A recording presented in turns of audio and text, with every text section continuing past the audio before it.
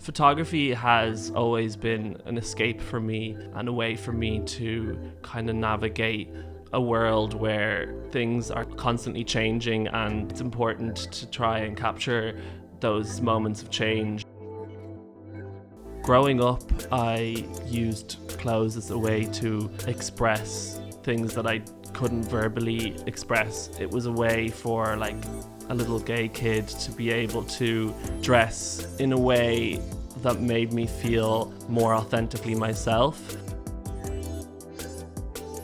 Capturing moments when people have their guard down or when people are their most authentic self has always been important for me, because it's when people are their most real.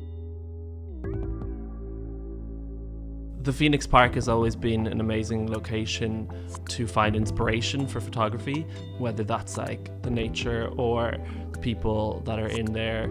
It's also been a great spot for me to get away when it just feels like everything's too overwhelming in the city, and you can cycle around it and just almost get lost, which I think is so cool to have.